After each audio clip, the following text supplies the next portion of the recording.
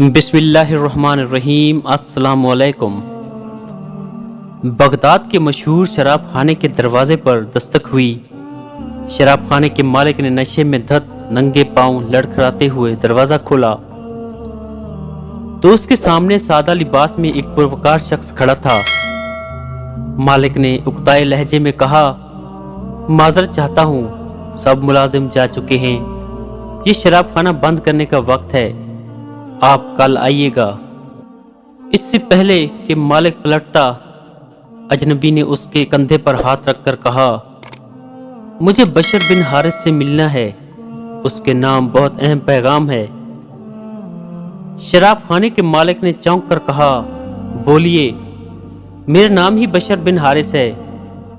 अजनबी ने बड़ी हैरत से सर से लेकर पांव तक सामने लड़खड़ाते हुए शख्स को देखा और बोला, क्या आप ही बशर बिन हारिस हैं?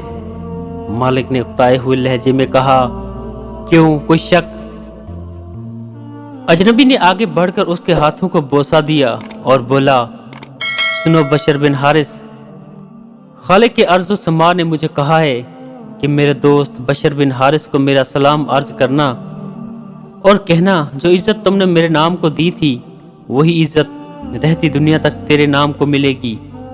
इतना सुनना था कि बशर बिन हारिस की निगाहों में वो मंजर घूम गया जब एक दिन हस्बे मामूल वो नशे में धुत चला जा रहा था कि उसकी नजर गंदगी के ढेर पर पड़े एक कागज पर पड़ी जिस पर इस्म अल्लाह लिखा था।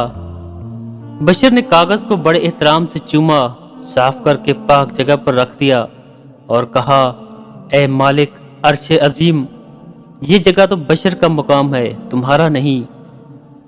बस यही अदा बशर बिन हारिस को बशर हाफी बना गई। वही बशर हाफी जिसके मुतालिक अपने वक्त के इमाम अहमद बिन हंबल फरमाया करते थे, लोगों, जिस अल्लाह को अहमद बिन हंबल मानता है, बशर हाफी उसे पहचानता है।